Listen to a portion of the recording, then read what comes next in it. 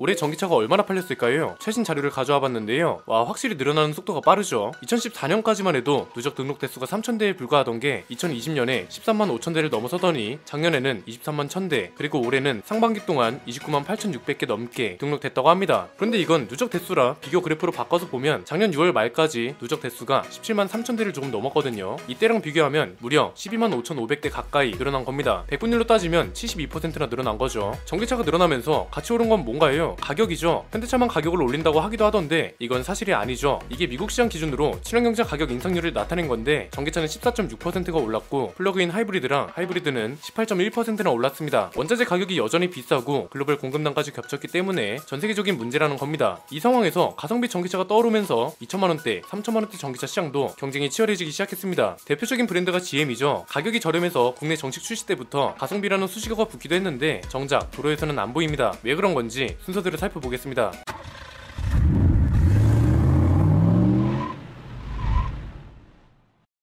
쉐보레가 3천만원대 전기차를 공개했습니다. 대표적인 게 볼트 EUV랑 이코너스 EV입니다. 이 중에서 국내에 정식으로 출시된 차는 볼트 EUV입니다. 디자인도 예쁘고 실내도 많이 개선되고 스펙도 나쁘지 않고 무엇보다 가격이 깡패라서 인기가 상당했습니다. 그냥 가격만 비교해봐도 얼마나 대단한 차인지 알게 됩니다. 4,490만원부터 시작되는데 서울시 기준으로 보조금을 적용하면 3,620만원에 구매할 수 있습니다. 단일 트림이라 옵션을 추가해도 3천만원 후반대로 살 수 있습니다. 반면 아이오닉5는 가장 낮은 트림이 5천만원부터 시작됩니다. 서울시 기준 보조금을 적용하면 4,105만원입니다. 트림을 올리고 옵션을 추가하면 보조금을 받아도 가격이 5천만원 중후반대로 올라갑니다. 이 정도 가격에, 이 정도 스펙에, 이 정도 디자인이면 쉐보레인 걸 감안해도 판매량이 꽤 많아야 정상이잖아요. 그런데 정작 볼트 EUV가 올해 1월부터 7월까지 기록한 판매량은 231대에 불과합니다. 같은 기간 동안 아이오닉5는 18,200대, EV6는 15,200대나 팔렸는데 얘네도 대기기간이 1년 이상인 차들이잖아요. 그런데도 이렇게 많이 팔렸는데 이 대목에서 그런 소리가 나올 겁니다. 야, 글로벌 판매량을 보고 말하지, 현대차는 우물안 개구리 아니냐, 이런 거죠. 그래서 가져와 봤습니다. 테슬라도 올해 국내 판매량이 6,750대에 가까웠고요. 볼트의 미국 판매량은 올해 1분기 기준 358대에 그쳤습니다. 국내나 미국이나 판매량이 처참하다는 겁니다. 아니, 이게 대체 뭐예요? 가격 때문에 대박 난다더니 이 정도면 뒤통수 아닌가요? 실제로 계약자들 사이에선 뒤통수 맞은 느낌이긴 할 것 같습니다. 왜냐면 인기가 상당했거든요. 사전 계약 당시 겨우 3주 만에 계약 건수 4,000대를 넘겼습니다. 이건 기존 볼트 EUV가 가장 많이 팔렸던 2019년 판매량하고 맞먹는 수치입니다. 1년 판매량을 3주 만에 기록했다는 거죠. 그런데 출시 시점부터 문제가 발생했습니다. 제일 치명적인 건 당연히 배터리 리콜 문제였습니다. 같은 플랫폼을 쓰는 볼트 EV의 배터리 화재가 계속 문제였죠. 그래서 미국 공장에서 아예 생산이 중단됐고 리콜용 배터리 수급까지 지연되면서 생산 재개 자체가 미뤄졌습니다. 올 4월에 공장 가동이 다시 시작됐거든요. 그동안 국내 전기차 시장을 현대차그룹이 꽉 잡게 된 건데 여기서 확실하게 말할 수 있는 건 뭔가요? 한국제임이 자발적 리콜을 했다는 사실, 이건 진짜 칭찬해줘야 한다는 거죠. 문제가 있다고 해도 자발적 리콜을 한다는 건 쉬운 일이 아닙니다. 볼트 EV에 들어가는 고전압 배터리를 하나도 빠짐없이 전량 리콜하기로 하고 배터리를 공급한 LG 엔솔과 GM이 조사도 굉장히 빠르게 이루어졌습니다. 조사 과정에서 집중한 건 화재의 근본적인 원인이 뭐냐는 거였습니다. 조사 결과 배터리셀에 흔하지 않은 제조 결함 두 가지가 동시에 존재한다는 걸 확인했고 이걸 화재의 근본적인 원인으로 결론 지었습니다. 그래서 한국GM은 기존에 팔린 볼트 EV도 리콜하고 교체 작업도 시작했습니다. 그리고 최근에 LG전자랑 LG 엔솔이 볼트 EV 리콜 비용을 절반씩 부담하는 걸로 최종 합의했다는 소식도 나왔습니다. 리콜 비용도 상당합니다. 두 회사가 각각 7천억씩 총 1조 4천억이나 부담합니다. 이건 리콜 비용이 60%에 해당하는 금액입니다. 전체 리콜 비용은 거의 2조 원에 가깝다는 거죠. 그리고 한국GM의 대처도 저는 좋다고 봅니다. 지금 공급이 수요를 못 따라가는 상황이잖아요. 그래서 아예 22년식 모델 계약을 중단해 버렸다고 합니다. 누적 계약 대수가 너무 밀려 있어서 아예 더 이상 대기가 늘어나는 걸 막기 위해서 계약을 중단했다는 겁니다. 이건 진짜 좋은 대처죠. 대기 기간이 무슨 12개월 이상도 모자라서 18개월 이상도 있다면서요. 대기 기간이 너무 길어지면 어떤 문제가 발생하나요? 2차 저차 계약하는 사람들이 너무 많아지면서 시장 전체적으로 계약 건수의 허수가 많아진다는 거죠. 그래서 저는 GM 본사의 리콜 대처 그리고 한국GM의 계약 일시 중단 조치는 정말 좋은 사례라고 봅니다. 그런데 회사 전체적으로는 분명 손해입니다. 원래 쉐보레가 7월 말부터 23년식 모델로 계약을 재개한다고 했거든요. 그런데 8월 중순까지도 계약 재개는 이뤄지지 않았습니다. 이렇게 되면 앞으로 문제가 계속될 겁니다. 크게 세 가지인데 첫 번째는 앞으로 출시될 신차에 대한 기대가 크게 줄어들 거란 겁니다. 저희 스포일러 채널에서도 한국GM 신차에 대한 긍정적인 이야기를 많이 해드렸습니다. 아니 솔직히 그렇잖아요. 차 자체만 보면 대박날 수밖에 없습니다. 국내에만 신형 전기차 10종을 출시한다고 했습니다. 심지어 이 중에는 이코넉스 EV나 블레이저 EV처럼 가성비 전기차뿐만 아니라 캐딜락 리릭, 허머 EV 같은 차들도 포함됩니다. 그런데 이 차들도 수급난 때문에 7개월 동안 500대도 못 팔면 그건 출시 하나마나 아닌 거예요. 이 차들 대부분 2024년부터 출시될 예정이라고 합니다. 이 소리는 결국 2년 동안 한국 GM의 전기차 판매량은 볼트 라인업 혼자 책임을 져야 한다는 거잖아요. 그동안 생산량이 늘지 않고 그중에서 한국 배정 물량도 지금 수준이라면 쉐보레가 다시 일어서기는 힘들 겁니다. 심지어 앞으로 출시될 신차들 모두 미국 같은 해외 공장에서 생산해서 국내에 수입 판매하는 방식인데, 두 번째는 이렇게 되면 한국 시장 비중이 가뜩이나 작은데 더 작아질 거라는 겁니다. 자, 지금은 그나마 국내 생산차들이 남아있습니다. 그런데 출시 예정인 신차 중에선 국내 생산 차종이 단 하나도 없습니다. 곧 출시될 신형 크로스오버 모델, 중국에선 시커라는 이름으로 공개된 이 차가 창원 공장에서 생산되긴 하는데 얘가 아무리 가격하고 상품성이 좋으면 뭐하냐고요. 얘도 내년부터 생산된다고 하는데 출시되려면 1년 정도 남았다는 거죠. GM그룹 연평균 매출이 167조 5천억 정도 된다고 합니다. 작년 한국 GM 매출은 7조가 조금 안 됩니다. 그룹 전체에서 한국 시장 매출이 차지하는 비중이 4%밖에 안 된다는 겁니다. 가뜩이나 매출이 적은데 영업이익은 만년 적자입니다. 작년 기준 적자가 무려 3,760억이었고요. 8년 연속 적자를 기록하고 있습니다. 세 번째는 이런 현상이 지속되면 앞으로 한국 시장에서의 부활은 더욱 힘들어진다는 겁니다. 지금 쉐보레한테 필요한 건 뭔가요? 점유율을 높이는 거죠. 올해 7월 기준으로 쉐보레 점유율은 2.8%밖에 안 됩니다. 3%도 못 넘었다는 건 진짜 처참한 겁니다. 수입차 중에서도 비싼 브랜드인 벤츠랑 BM하고 비교해도 훨씬 적습니다. 점유율을 높이려면 한국 GM이 발표한 신차 계획하고 더불어서 공급량도 충분히 받쳐줘야 하는 게 당연합니다. 그런데 한국 배정 물량에 신경 쓰지 않는다면 아무리 계약 건수가 많아도 추구되는 차는 없으니까 점유율을 올리기가 쉽지 않죠. 이게 불리한 이유가 국내 생산 비중이 예전보다 떨어졌기 때문에 그런 것도 있죠. GM그룹 입장에서 보면 한국 시장 비중을 넓힐 만한 계기가 있어야 하거든요. 그런데 이 계기도 뚜렷하지가 않습니다. 가장 좋은 건 신형 전기차들을 국내 공장에서 생산하는 건데 이건 가능성이 거의 없습니다. 최근에 이런 기사가 나왔습니다. 아직도 노조하고 임단의 결론을 못 냈다고 합니다. 앞에서 말씀드렸죠. 한국 GM은 8년 연속 적자를 기록하고 있다고요. 지난 10일에 한국 GM 노사가 임단협 단체 교섭 10차 교섭을 실시했다고 합니다. 무려 10번이나 회의를 했는데 의견을 좁히지 못했다는 겁니다. 노조 주장이 좀 황당합니다. 성과급이라는 건 말 그대로 성과가 있어야 주는 보너스 개념인 거잖아요. 대체 어디에 성과가 있다고 주장하는 건지 봤더니 현재 회사의 적자폭이 개선되는 등 수익성 개선 상태가 지속되고 있다, 이렇게 말했습니다. 이게 얼마나 황당한 주장이냐면 이 그래프를 볼까요? 2020년 대비 작년 적자폭이 줄었다면 그나마 이해가 될 수도 있습니다. 그런데 오히려 적자폭이 늘었습니다. 뭘 근거로 성과가 개선됐다고 주장하는 건지 저는 아직도 잘 모르겠네요. 그리고 이런 주장도 했습니다. 최근에 한국 GM이 연구개발 법인인 테크니컬 센터 코리아 전체 임직원들한테 올해 초에 성과급을 지급했다고 합니다. 이거랑 관련해서 현장이 박탈감이 크다는 의견을 전했다고 합니다. 사측은 의견이 확고합니다. 여전히 적자가 계속되고 있고 수익성이 확보되지 않은 상태라 성과급 지급은 어렵다는 입장입니다. 노조가 요구하는 건 월 기본급 142,300원 인상, 통상 임금의 400%, 돈으로 따지면 약 1,694만원 정도 되는 성과급 지급, 부평 1공장하고 2공장, 그리고 창원 공장의 발전 방안 같은 게 담겨 있습니다. 성과 없는 성과급을 계속 요구하다 보니까 사측은 입장을 굽힐 수 없는 상황이죠. 이미 교섭이 장기화되면서 수익성에서 크게 손해를 보고 있는 건 당연하고요. 이게 더 길어지면 파업을 안 한다는 보장도 없기 때문에 올해도 적자를 면하기는 어려울 것으로 보입니다. 이렇게 되면 어떤 문제가 발생하나요? 카오카심 사장이 퇴임 전에 했던 말처럼 한국에 투자할 명분이 점점 사라진다는 거죠. 이게 수입 판매되는 차들의 비중까지 영향을 준다면 당장 피해는 고객들한테 갈 겁니다. 차가 안 팔리면 문제는 연쇄적으로 발생합니다. 신차가 출시된다 해도 배정 물량 자체가 수순위로 밀려나면 점유율 회복이 어렵고요. 점유율 회복이 어렵다는 건 판매량이 적다는 거고, 판매량이 적다는 건 그만큼 이용 고객이 없기 때문에 서비스 센터와 같은 인프라 감소까지 이어지고, 이건 결국 한국 GM의 철수 명분을 만들어주는 꼴밖에 안 되는 거죠. 그러니까 지금 볼트의 판매량이 적은 건 단순히 판매량만 볼 게 아니라 장기적으로 쉐보레를 비롯한 한국 GM의 미래와도 직접적으로 연결되어 있다는 겁니다. 당장 판매량이 안 나오고 그렇다고 노동자들을 비롯한 생산 조건이 좋은 것도 아닌데 저 같아도 한국 투자는 안 할 것 같은데요. 더 넓은 범위로 보면 한국에 투자하는 자동차 회사들이 많아져야 하는데 한국 GM이 안 좋은 사례를 남기면 다른 브랜드들도 한국 투자를 꺼려할 수밖에 없습니다. 오늘 내용은 여기까지입니다. 내용이 유익하셨다면 구독과 좋아요, 알림 설정 부탁드립니다. 저는 김승현 안PD의 스포일러 안PD였습니다. 감사합니다.